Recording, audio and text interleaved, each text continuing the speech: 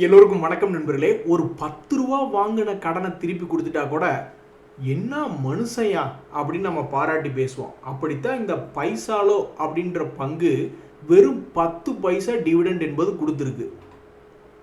இந்த நேரத்தில் இந்த பங்கு செய்த சாதனை என்ன, இந்த ஷேர் செய்த சாதனை என்ன அப்படின்னு நீங்கள் பார்த்தீங்கன்னா, அது தொடர்ந்து லாபகரமான பங்காகவே இயங்கிக்கிட்டு இருக்கு. ஆல்மோஸ்ட் 72 கோடி தற்போது லாபம் அப்படின்னு காமிச்சிருக்கு.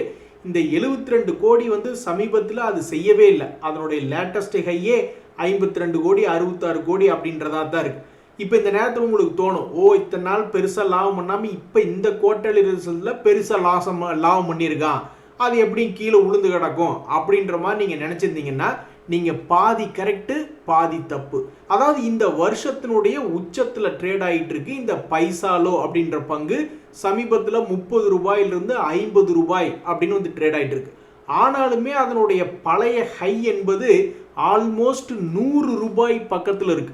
ஸோ அப்போ 50 ரூபாயிலிருந்து மறுபடியும் தன்னுடைய பழைய 100 ரூபாய்க்கு போகுமா இந்த 10 பைசா டிவிடெண்ட் அப்படின்ற செய்தியை வச்சுக்கிட்டு, அல்லது இன்னும் பெரிய அளவில் கீழே இன்னொரு வாய்ப்பு. ஏன்னா 2022 இதே மாதிரி தான், அதுக்கு முன்னாடி 2021 இதே மாதிரி தான் 30 ரூபாய்க்கிட்ட வந்துக்கிட்டு சம்பாரிச்சு கொடுக்கறதா இவனுடைய வேலை. ஸோ 3 தடவை அந்த வேலையை பண்ணிட்டான். இன்னொரு 4வது தடவையாக இன்னொரு முறை வாங்கோ அப்படின்னு மறுபடியும் ஒரு 30 ரூபாய்க்கு வந்துச்சுன்னு வச்சுங்களேன், அது ஒரு மகிழ்ச்சியாக தான் இருக்கு. ஆக மொத்தம் 10 பைசா கொடுத்து இன்னைக்கு செய்திகளில் இடம் பிடிக்கக்கூடிய ஒரு பங்காக இந்த பைசாலோ அப்படின்றது இருக்கு. நண்பர்களே, எஸ்பிஐ ஷேர் வச்சிருக்கிறவங்களுக்கு ஒரே வேட்டை தான். அந்த எஸ்பிஐ ஷேர் 17 ரூபா 35 பைசா டிவிடெண்ட் ரிவார்டு அப்படின்றது கொடுக்குறாங்க ஒரு ஷேருக்கு. அது எந்த தேதியில் வருது எப்படி அப்படின்னு பார்த்தீங்கன்னு வச்சுக்கோங்களேன், 16ஆம் தேதி அப்படின்ற நாளில் இந்த ஷேர் என்பது கையில் இருந்ததுன்னா 4/6/2026, இப்போ நம்ம மே மாதத்தில் இருக்கோம், ஜூன் 4ஆம் தேதி அந்த 17 ரூபா 35 பைசா அப்படின்ற டிவிடெண்ட் என்பது கிடைக்கிறதா இருக்குது. அதில் பாருங்க நண்பர்களே, 2 விஷயம் நடக்குது நம்ம ஸ்டாக் மார்க்கெட்டில். அதாவது நல்ல டிவிடெண்ட் கொடுக்கக்கூடிய பங்கு கீழே ஒரு 100-200 ரூபாய்ன்னு விழுந்து கிடப்பான். அவனுடைய பழைய உச்சம் 400-500 இருக்கும். அதுக்கப்புறம் வெறும் ஒரு 5 ரூபா 10 ரூபா ஒரு வருஷத்துக்கு கொடுப்பான் டிவிடெண்ட் அப்படின்னு ஆசைப்பட்டுட்டு சில பேர் லோ ரேட்டில் போய் வாங்குவாங்க. சரி, அது ஏறினா பரவாயில்ல, இல்லைன்னா டிவிடெண்டாவது வருமே அப்படின்ட்டு. அவங்களுக்கு லக்கு பார்த்தீங்கன்னா திடீர்னு அந்த பங்கு பழைய உச்சத்துக்கே வரும். பர்சன்டேஜ் கணக்கு நம்ம பார்த்தோம்னா அது ஒரு 30-40% இருக்கும். 5%க்கு ஆசைப்பட்டு 30-40% கிடைச்ச மாதிரி. சில பேர் உச்சத்தில் போய் எடுத்துக்கிட்டு டிவிடெண்ட் கிடைச்சா பரவாயில்ல அப்படின்ற மாதிரி நினச்சிக்கிட்டு இருப்பாங்க. அப்புறம் பார்த்தா 1300 ரூபா பக்கத்தில் சமீபத்தில் பிப்ரவரி மாதத்தில் ட்ரேட் ஆகி கொண்டிருந்த ஸ்டேட் பேங்க் ஆஃப் இந்தியா இன்னைக்கு இருக்கிறதுலே ஒரு லோ ப்ரைஸ், இந்த 2026 லோ ப்ரைஸ் அப்படின்றதுல ட்ரேட் ஆகிட்டு இருக்கு. மறுபடியும் இந்த வருஷத்தில் திரும்பி தன்னுடைய பழைய ஹையை போய் ஒரு முறை தொட்டு பார்க்குமா இல்லையா அப்படின்றது தெரியல. ஒருவேளை கீழே உழுகுதுன்னு வச்சுக்கோங்களேன், புதுசாக இந்த ஸ்டாக் மார்க்கெட்டில் என்ட்ரு ஆகணும்னு நினைக்கிறவங்களுக்கெல்லாம் இன்னுமே சீப்பான ரேட்டுக்கு, இப்போ ஆல்ரெடி அது 200 டேஸ் மூவிங் ஆவரேஜ், அதாவது 1 இயர் லோ அப்படின்றதுல ட்ரேட் ஆகிட்டு இருக்கு. ஸோ இன்னுமே இந்த வருஷத்தில் இது லோ ஆக போகிறதா அல்லது தன்னுடைய பழைய ஹையை மீட்டெடுக்க போகிறதா அப்படின்றது பொறுத்திருந்து தான் பார்க்கணும். நண்பர்களே, இந்த பாரத் ஃபோர்ஜ் அப்படின்ற பங்கு ரொம்பவுமே பவர்ஃபுல்லான பங்கு. ஏன்னா ஆட்டோ செக்டர், டிஃபென்ஸ் செக்டர் ரெண்டையும் கலந்து வைத்திருக்கக்கூடிய ஒரு பங்கு. அதனால தான் எவ்வளவு தூரம் அது கீழே விழுந்தாலும் பல்வேறு அனலிஸ்ட்டுகள் அது சுமார் அப்படின்ற மாதிரி சொல்லிட்டு இருந்த தருணத்துலையும் எப்படி பிஹெச்எல் கீழே விழுந்ததோ அதே மாதிரி பாரத் ஃபோர்ஜும் கீழே பயங்கரமான சரிவு. அதுக்கப்புறம் நல்ல பவர்ஃபுல் செக்டர் அப்படின்றதுனால மறுபடியும் 800 டு தன்னுடைய பழைய ரேட்டு 1700 அப்படின்றத ஒரே வருஷத்தில் பணத்தை டபுள் பண்ணிடுச்சு. ஆனால் இப்படி பவர்ஃபுல்லாக இருக்கக்கூடிய ஷேர் தடுமாற்றம் இல்லாமல் இனி மேலே ஏறுமா அல்லது பழையபடி தன்னுடைய லோக்கு கீழே விழுகுமா அப்படின்ற ஒரு கேள்விதான் தற்போதைக்கு இருக்கு. ஏன் அப்படின்னா அதனுடைய சமீபத்திய ரிசல்ட்டுகள் என்பது பார்க்கும் பொழுது இப்படி 2 செக்டரில் இருக்கு. அதனுடைய சேல்ஸ் என்பது பெரிய அளவில் இம்ப்ரூவ்மெண்ட் என்பது ஆகலை. இந்த 4500 கோடி சேல்ஸ் எல்லாம் அது 2024 பக்கத்திலே பார்த்த கம்பெனி தான். அதுக்கப்புறம் அதனுடைய சேல்ஸ் என்பது சரிவடைஞ்சு இப்போ தான் கொஞ்சம் மீட் எடுத்திருக்கு. ஆக மொத்த கணக்குக்கு 2024க்கும் 2026க்கும் கிட்டத்தட்ட சேம் க்ரோத்துன்ட்டு போக வேண்டியதான். அது மட்டும் இல்லாமல் நெட் ப்ராஃபிட் அப்படின்றது பார்க்கும்பொழுது அதுவும் சுமார் தான். இந்த 233 கோடியெல்லாம் இதுக்கு சாதாரண விஷயம். இதெல்லாம் 2023 இந்த 233 கோடியை லாபம் பார்த்த ஆள் தான். ஸோ யாரை நம்புறது தெரில அப்படின்ற மாதிரி இந்த பங்கு இனி தொடர்ந்து மேல் நோக்கி ஏறுமா அல்லது கீழே வருமா அப்படின்றத பொறுத்து இருந்தால் பார்க்கணும். இப்போ சமீபத்தில் கூட பார்த்தீங்கன்னா சில பங்குகள் மேலே வந்துட்டு தொப்புக்கடின்னு கீழே விழுந்துட்டான். அது அடுத்தடுத்த சில ஸ்லைடுகளில் பார்ப்போம். ஸோ யாருனாலையும் எதுவுமே கண்டுபிடிக்க முடியாது. தொடர்ந்து ஏறுமா அல்லது தொப்புக்கடின்னு பழைய ஹை கீழே விழுகுமா அப்படின்றதெல்லாம் யாருக்கும் தெரியாது. ஆக மொத்தம் ஸ்டாக் மார்க்கெட்டில் சில பங்குகள் லோ ரேட்லேருந்து பிக்கப் ஆகி மேலே வந்ததுன்னா trailing stop loss, partial profit booking போன்ற ஸ்டாக் மார்க்கெட் கான்செப்டுகளை உபயோகப்படுத்தினா தான் அது பெரிய அளவில் லாங் டேர்மில் உதவி என்பது செய்யும். ஏன்னா ஒரு 6 மாதத்துக்கு முன்னாடியே ஒரு நண்பர் கமெண்ட் போட்டிருந்தார், 2024 அவருக்கெல்லாம் கிட்டத்தட்ட 10-15 லட்ச ரூபா லாபம் இருந்தது அப்படின்னு சொல்லியிருந்தார். அப்புறம் சில 6 மாதங்களுக்கு முன்னாடி அவர் என்ன சொல்லியிருந்தாருன்னா, என்னுடைய லாபமே இல்லைங்க, வாங்கின விலையில் இருக்குதுங்க, மார்க்கெட் இப்படியே தொடர்ந்து இறங்குச்சுன்னா எனக்கு நஷ்டமே வந்துடும் போல இருக்குது அப்படின்ற மாதிரி கமெண்ட் போட்டிருந்தார். இப்போ எல்லா பங்குகளும் மேலே வந்திருக்கு. இப்போ அவருடைய பொசிஷன் என்ன அப்படின்றத அவர் கமெண்ட் போட மாட்டேங்கிறாரு. பட் எனிவே தற்போதைக்கு பல்வேறு பங்குகள் மேலே திரும்பி வந்துட்டான், மேலே கீழேயுமே விழுந்துட்டான், மேலே டபுள் ரேலையும் கொடுத்துருக்கான். ஸோ தற்போது பழைய ஹை கீழே விழுந்த சில பங்குகளை அடுத்தடுத்த ஸ்லைடுகளில் பார்க்க போகிறோம். நண்பர்களே, இந்த JSW எனர்ஜி அப்படின்ற பங்குல இன்னுமே பல்வேறு growth செக்டர்கள் 2030 2050 இந்தியாவுக்கு அதிகமான எனர்ஜி வேணும் அப்படின்ற எனர்ஜி கான்செப்டில், ரயில்வே கான்செப்டில் ஏகப்பட்ட பங்குகள் புல் மார்க்கெட்டில் சும்மா ராக்கெட் மாதிரி மேலே ஓடுவான். அதுக்கப்புறம் ஒரு சைட்வேஸ் மார்க்கெட்டில் நீட்டி படுத்துரும். அப்படி தான் இந்த JSW எனர்ஜி அப்படின்ற பங்கு ஒரு குறிப்பிட்ட செக்டரில், அதாவது growth செக்டர், பவர் செக்டர் ஒரு growth செக்டர் அப்படின்ற ஒரு கான்செப்டில் அவன் பாட்டுக்கு 50 ரூபாயிலிருந்து 800 ரூபா வரைக்கும் போயிட்டான்.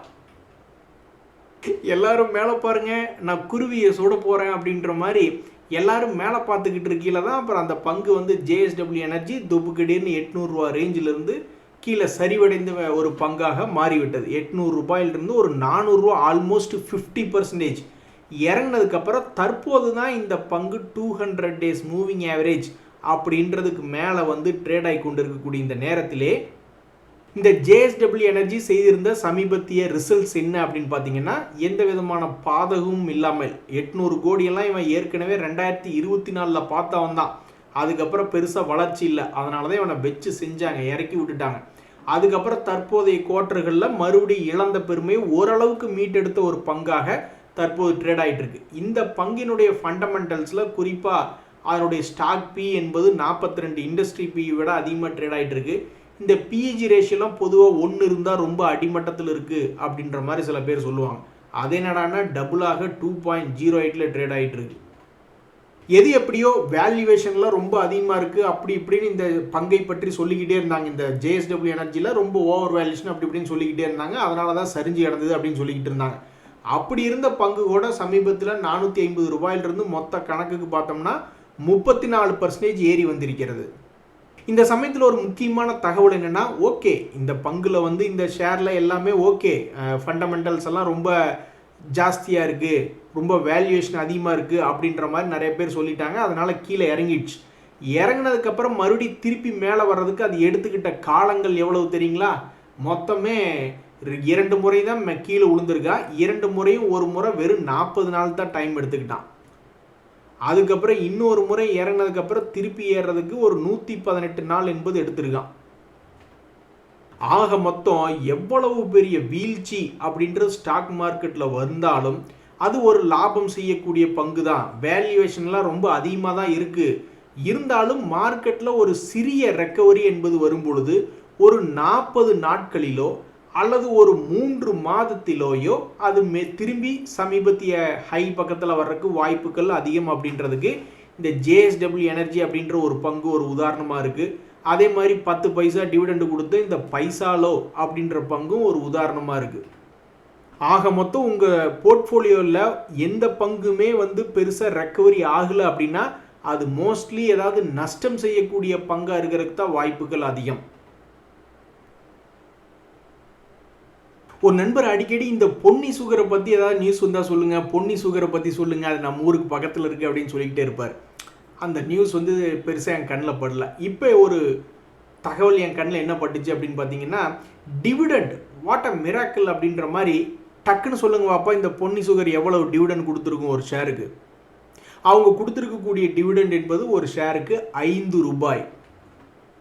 ஸோ இந்த பங்கினுடைய குவார்ட்டர்லி ரிசல்ட்ஸ் என்பது பார்த்தீங்கன்னா ஒரு லாஸ் மேக்கிங் கம்பெனியாக ஜூன் குவார்ட்டரில் ரிசல்ட் கொடுத்துருந்தாங்க 3 கோடி. அதுக்கப்புறம் பார்த்தீங்கன்னா 15 கோடி லாபம், 9 கோடி லாபம், இப்போ 27 கோடி லாபம் அப்படின்னு கொடுத்துருக்காங்க. இந்த 27 கோடி லாபம் எப்படி வந்தது? ஏன்னா அவங்களுடைய ரெகுலராக அவங்க பண்ணக்கூடிய சேல்ஸ் எல்லாம் 150 கோடி, 114 கோடி, 116 கோடி, 128 கோடிங்களாம் அவங்க சேல்ஸ் பண்ணியிருக்காங்க. அப்போல்லாம் அவங்களுக்கு வந்து கொஞ்சம் குறைவான வருமானம் தான் வந்திருக்கு. இந்த முறை 27 கோடி லாபம் அப்படின்னு சொல்லியிருக்காங்க. அதுக்கு 20% ஆப்ரேட்டிங் ப்ராஃபிட் மார்ஜின் இன்க்ரீஸ் ஆயிருக்கு. அது போக இந்த அதர் இன்கம் அப்படின்றதுல 52 கோடி காமிச்சிருக்காங்க. எது எப்படியோ அந்த நண்பர் வந்து பல்காக வச்சுருந்தேன் அப்படின்ற மாதிரி சொன்னார். அவருக்கு ஒரு ஷேருக்கு 5 ரூபாய் டிவிடெண்ட் அப்படின்ற செய்தி வந்திருக்கு. நண்பர்களே, இந்த பப்ளிக் செக்டர் பேங்க்குகளாகவே பல பேர் எதுக்கு போவாங்கன்னா, சரி அவன் மெதுவாக நம்மளுக்கு சொத்து சேர்த்து கொடுக்கட்டும், ஆனால் அது வரைக்கும் இடையில ஏதாவது டிவிடெண்டை கொடுத்துக்கிட்டு இருப்பான் அப்படின்ற மாதிரி தான் நிறைய பேர் பப்ளிக் செக்டர் பேங்க்கு மற்றும் ப்ரைவேட் பேங்க்குலேயுமே நிறைய பேர் அதனால தான் என்ட்ரு ஆவாங்க. கனரா பேங்க் வந்து ஒரு பொதுத்துறை பேங்க்னாலும் ப்ரைவேட் பேங்க்குகளுக்கே டஃப் கொடுக்குற மாதிரி மிகப்பெரிய அளவில் சம்பாரித்து கொடுத்த பேங்க் தான் கனரா பேங்க். அவனுடைய சார்ட்லாம் பார்த்தீங்கன்னா வாவ் அப்படின்றீங்க. வெறும் 10-20 ரூபாயிலிருந்து அவன் ஏற ஆரம்பித்து கோவிட் சமயத்தில் மறுபடியும் ஒரு 160 வரைக்கும்லாம் போயிருக்கு. அதான் இப்போல்லாம் செய்திகளில் வருது, கோவிட்ல இருக்கிற மாதிரி பழகிக்கிங்க, அதிகமாக வெளியே சுத்தாதீங்க, பெட்ரோல் போன்ற பல்வேறு எனர்ஜிகளை குறைவாக உபயோகப்படுத்துங்க அப்படின்ற மாதிரிலாம் செய்திகள் வந்துக்கிட்டு இருக்கு. அப்போ இன்னும் ஒரு முறை மட்டும் ஏதாவது பல்வேறு பங்குகள் பெருசாக கிராஷ் ஆச்சுன்னா அல்வா குட்டி மாதிரி தான் இருக்கும். ஆனால் அதை நம்ம குப்புறப்படுத்து கனவு கண்டுக்கிட்டே இருக்க வேண்டியதான். கடந்த 4-5 வருஷமாக எவ்வளோ பெரிய சண்டை நடந்தாலும் எவ்வளோ பிரச்சனை நடந்தாலும் கீழே மட்டும் மார்க்கெட்டே உழுக மாட்டேங்குது. ஸோ என்னைக்கு யாருமே எதிர்பார்க்காத ஒரு தருணத்தில் தான் குப்புன்னு உழுகக்கூடிய நேரமாக இருக்குது ஸ்டாக் மார்க்கெட்டில். அது என்னைக்குன்னு தெரில. இப்போ கூட இந்த சமீபத்தில் 2026 பார்த்தீங்கன்னா 200 days மூவிங் ஆவரேஜை கட்டான உடனே என்ன பண்ணியிருந்துருக்கலாம், மிக அழகாக அவன்லாம் குப்புற உளுந்துருக்கலாம். 100 ரூபாய் கடைசிக்கு ஒரு 60 ரூபாய்க்காவது இந்த கனரா பேங்க் வந்திருந்தால் எத்தனையோ பேர் மறுபடியும் போய் புதுசாக சொத்துக்களை சேர்த்து வச்சுருப்பாங்க. அவன் அப்படியே ஆசை காட்டி மோசம் பண்ணி மறுபடியும் 120 ரூபாயிலிருந்து 145 ரூபா வரைக்கும் போயிட்டு இப்போ மறுபடியும் 129 ரூபாய்னு வந்து விழுந்திருக்கு. இந்த 2026 மிக மோசமாக அவன் விழுந்தது எவ்வளவு 200 days மூவிங் ஆவரேஜ்லேருந்து பார்த்தீங்கன்னா வெறும் 7% தான். அவன் மொத்தமே ரொம்ப மிக குறைவான விலையாக கிடைச்சது 200 days மூவிங் ஆவரேஜ்லேருந்து பார்த்தீங்கன்னா வெறும் 7% தான். எத்தனையோ பேர் 15%, 25%ன்னு சீப்பாக வந்து விழுந்துட்டு அப்புறம் திருப்பி போனாங்க. ஸோ அப்படி இருக்கும்பொழுது இந்த கனரா பேங்க் எப்போது தன்னுடைய 200 days மூவிங் ஆவரேஜ்லேருந்து ஒரு 8% கீழே தள்ளி விழுந்து ஒரு 125 ரூபாய்க்கு எப்போ வந்து உழுகும் அப்படின்னு பல பேர் பார்த்துக்கிட்டு இருக்காங்க. எவ்வளோ மோசமாக போயிட்டு இருக்கு பார்த்தீங்களா நம்ம வாழ்க்கை. எல்லாம் கீழே கிடந்தானுங்க, கேட்பாரட்டு கிடந்த பங்குகள் ஷேர்கள் இன்னைக்கு மேலே போயிட்டு அட ஒரு 7% இறங்கி வர மாட்டே அப்படின்னு நம்ம காத்துக்கொண்டு இருக்கக்கூடிய நிலைமையில் இருக்கும். ஆனால் போன வருஷம் இந்நேரம் இதே நேரத்தில் இந்த ஷேர் எந்த ரேட்டில் கிடந்தது, வெறும் 90 ரூபா 88 ரூபாயில் கிடந்தது. கணக்குப்படி பார்த்தோம்னா ஒரே வருஷத்தில் அவன் பணத்தை டபுள் பண்ணி விட்டுட்டு இப்போ கொஞ்சம் கீழே இறங்கியிருக்கான். ஆக மொத்தம் நண்பர்களே, இந்த பேங்க்கு ஷேர்ஸ் தான் நம்மளுக்கு சொத்துக்களை கொஞ்சம் கொஞ்சமாக ஒரு 5 வருஷம் 10 வருஷம் 20 வருஷம் அப்படின்னு கூடி டிவிடெண்டுகள் மூலியமாகவும் அந்த ஷேரினுடைய விலை ஏறியும் நம்மளுக்கு சம்பாரித்து கொடுக்குது அப்படின்றதுல மாற்று கருத்தே இல்லை. ஆனால் இதை சொன்னால் அந்த இந்தியன் ஓவர்சீஸ் பேங்க் ஷேர் வச்சிருக்கிற மட்டும் ஒத்துக்கவே மாட்டார். கண்டிப்பாக நீங்கள் கமெண்ட்டில் போட வந்துடுவார்னு நினைக்கிறேன். அந்த கனரா பேங்க் பாருங்கள், அவன்லாம் ஒரு வருஷத்தில் பணத்தை டபுள் பண்ணி விட்டுருக்கானுங்க. ஆனால் இந்த ஐஓபி பாருங்கள், 85 ரூபாயிலிருந்து கீழே 34 ரூபாய்க்கு வந்தவன் இன்னும் போக மாட்டேங்கிறான். அதாவது இந்த ஷேரில் ஒரு மகிழ்ச்சியான தருணமும் இருக்குது, ஒரு மோசமான தருணமும் இருக்குது. அவர் அந்த மகிழ்ச்சியான தருணத்தில் உள்ள இல்லை, அந்த கஷ்ட காலத்தில் தான் இப்போ அவர் உள்ளே இருந்துக்கிட்டு இருக்கார். அதனால் அவருக்கு மனசு ரொம்ப கஷ்டமாக இருக்குது. அதே மாதிரி அவர் கேட்குற ஒரு சிம்பிள் கேள்வி என்னென்னா, பேங்க்குகள் நம்பி ஏன் பணம் போடுறோம், அவன் ஏதாவது டிவிடெண்டு கொடுப்பான் அப்படின்ட்டு தான். அத்தனைக்கு அது வந்து 1505 கோடி. அதாவது அவன் எங்கிருந்து ஏற்றத்தை ஆரம்பிச்சிருக்கான்னா 2024 அதனுடைய வளர்ச்சி. நான் சத்தியமாக சொல்கிறேன், இப்படி குரோத்துக்கு மரியாதை கொடுக்காம ஸ்டாக் மார்க்கெட்டில் இருக்கக்கூடிய ஒரே ஒரு ஷேர்னா இந்த இந்தியன் ஓவர்சீஸ் பேங்க் ஷேர் தான். ஏன்னா எத்தனையோ பங்குகள் இப்படி குரோத்து காமிக்கிறான்னு வச்சுங்களேன், 2 குவார்ட்டர் 3 குவார்ட்டரில் குரோத்து காமிச்சா கூட ஸ்டாக் மார்க்கெட்டில் பெரிய ஏற்ற இறக்கம் அப்படின்றது வந்துடும். ஆனால் இது 2024 லாபத்தை அதிகமாக பண்ணிவிட்டு அப்புறம் மறுபடியும் குறைவாக லாபத்தை பண்ணதுக்கப்புறம் மறுபடியும் ஏற்றிக்கிட்டே இருக்கான் 2 வருஷமாக. ஆனாலும் இதுக்கு ஒரு விமோச்சனம் வரல. இதுதான் மிகப்பெரிய அதிசயமாக நான் இந்த ஸ்டாக் மார்க்கெட்டில் பார்க்குறேன். அதுக்கு இன்னொரு காரணம் என்னென்னா, இந்த ஸ்டாக்கு கொஞ்சம் மேலே வரும்பொழுது இந்த ஆஃபர் ஃபார் சேல்னு போட்டு தள்ளிடுறாங்க. ஸோ இப்போ வரைக்கும் இதனால் முடிஞ்ச 2 சாதனைகள், இந்தியன் ஓவர்சீஸ் பேங்க் ஷேர்னுடைய 2 சாதனைகள் என்னென்னா, தொடர்ந்து இறங்கினதுக்கப்புறம் தன்னுடைய வீழ்ச்சியை 30 ரூபா ரேஞ்சில் தடுத்து ஒரு வருஷமாக நிறுத்தி வச்சது ஒரு சாதனை. 2வது சாதனை என்னென்னா, இந்த 2026 2 ரவுண்டு போயிட்டு வந்துட்டான். ஒரு 33 ரூபாயிலிருந்து ஒரு 36 10% ஏற்றம். மறுபடி கீழே விழுந்ததுக்கப்புறம் மறுபடியும் 31 ரூபாயிலிருந்து 36 ரூபா, ஒரு 15% ஏற்றம்.